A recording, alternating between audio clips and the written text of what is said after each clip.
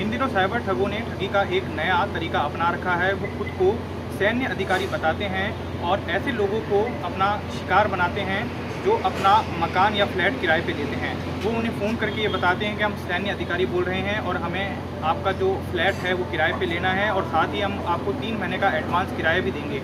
ऐसा करने के बाद वो उन्हें एक स्कैन करने के लिए एक लिंक भेजते हैं और जैसे ही वो व्यक्ति उसको स्कैन करता है और ठगी का शिकार हो जाता है। किस तरह से ठगी का शिकार बनाया जाता है, इसके बारे में हम बात करते हैं साइबर एक्सपर्ट आयुष भारद्वाज से। आयुष जी, किस तरह से ये नया ट्रेंड जो है एक देखने को मिल रहा है सैन्य अधिकारी बन के ठगी का?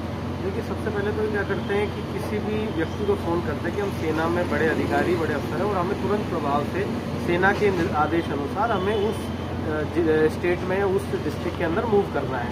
तो उसके लिए वो अपना जो आईडी है और बाकी डिटेल जो कि फ़ोटोशॉप से एडिटेड होता है वो व्हाट्सएप पे भेजते हैं और कहते हैं कि सेना के आदेश है, इसलिए हमें सब काम तुरंत करने हैं। तो आप जो भी पेमेंट या जो भी किराया आपका पता है, 3 से 4 महीने किराया हम आपको ऑनलाइन जो है वो फ़ोनपे, गूगल पे या अन्य किसी यूपीआई ऐप के माध्यम से डाल रहे हैं। एक बार सब डिटेल्स भेजने के बाद यूज़र को भी ऐसा लगता है कि शायद कोई अर्जेंसी में और ये आर्मी का व्यक्ति है और आर्मी क्योंकि देश में रेपुटेशन बहुत अच्छी है तो हर व्यक्ति आर्मी के नाम पर बहुत इजीली ट्रस्ट कर लेता है। इसी का ये लोग फ़ायदा उठाते हैं। फिर ये बोलते हैं कि देखिए आपके अकाउंट नंबर डिटेल्स दीजिए, आपके अकाउंट में पैसा आ रहा है। अब जो पैसा डिपॉजिट होता है बहुत छोटा अमाउंट होता है, 10 रुपये, 20 रुपये, 50 रुपये, 100 रुपये।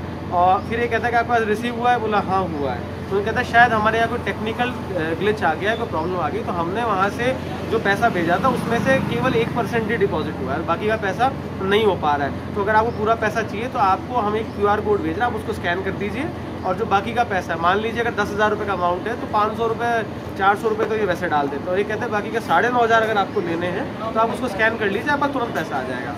अब यूज़र जैसे ही उसको अपने फ़ोन पे, गूगल पे या UPI के थ्रू स्कैन करता है,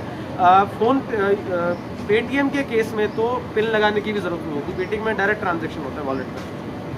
बाकी केस में गूगल पे और फ़ोन पे में वो बातों में उलझाकर उससे UPI पिन लगवा लेता है और जैसे ही यूज़र UPI पिन लगाता है तो पैसा जुड़ने की बजाय उल्टा उसके अकाउंट से कट जाता है। अब जैसे वो शिकायत करा था कि देखिए आपने मुझे कहा था 9,500 रुपये ट्रांसफ़र हो गए हैं, मेरे तो अकाउंट से उल्टे कट गए। तो कहते हैं फिर ये टेक्निकल ग्लिच है और उसके बाद इस तरह 4-5 बार में उससे जो है वो अच्छी खासी अमाउंट जो है वो ट्रांजैक्शन करके और ये रवाना हो जाते हैं। जितने भी जो ट्रांजैक्शन के ऐसे जो अमाउंट हैं ये सब की सब जो पैसा है वो ऐसे अकाउंट्स में ट्रांसफ़र किया जाता है जिसका कोई फिजिकल वेरिफिकेशन नहीं है, यानी ऑनलाइन अकाउंट से, फेक अकाउंट से, और इस पैसे को तुरंत जो है क्रिप्टो करेंसी कन्वर्ट करके ये लोग फरार हो जाते हैं। जयपुर के अंदर जो है ऐसे क्राइम्स की जो तादाद है वो बहुत तेज़ी से बढ़ रही है और इसमें पुलिस भी जो है उसको समझ में नहीं आ पा रहा है कि क्या किया जाए। और टेक्निकली जो बैंक ऑनलाइन अकाउंट्स को खोल रहे हैं बिना फिजिकल वेरिफिकेशन के, उसी ही कमी का ये फ़ायदा उठा के ये लोग इतनी बड़ी गलती को अंजाम दे रहे हैं। तो इसमें क्या कदम उठा के जो यूज़र है वो बच सकता है इस तरह की ठगी का शिकार होने से, और अगर ठगी का शिकार होता है तो उसे सबसे पहला क्या कदम उठाना चाहिए? देखिए, आज आर्मी की बात है, कल किसी और तरीके की बात होगी। ठग जो है ठगी का तरीका चेंज कर रहे हैं, मगर जो उनका कोर पैटर्न है वो सेम है। आप समझना होगा कि कभी वो किराए के नाम पर, कभी OLX पे सामान बेचने के नाम पर, कभी गाड़ी महंगे दाम पर खरीदने के नाम पर आपसे QR कोड स्कैन करवाते हैं। तो सभी यूज़र्स को समझना ज़रूरी है कि QR कोड को स्कैन करके आप केवल पेमेंट कर सकते हैं, पेमेंट ले नहीं सकते, ये नियम है। तो आप ध्यान रखें, कोई व्यक्ति QR कोड स्कैन करा रहा है तो आप ये मानसिक तौर पर तैयार रहिए कि आपके अकाउंट से पैसे जाएंगे, जुड़ेंगे नहीं। और अगर आपको किसी से पैसा लेना है तो आप अपना QR कोड जनरेट करके उससे स्कैन करवाइए। तो सबसे पहले अगर यूज़र QR कोड ही स्कैन करना बंद कर देंगे तो बात ही खत्म हो जाएगी। दूसरा, जहाँ तक है इस तरह व्हाट्सएप पर अननोन जो ब्रॉडकास्ट है, जिन लिंक्स पर जो है क्लिक करने या इन पर रिप्लाई करने से बचें, क्योंकि ज़्यादातर ये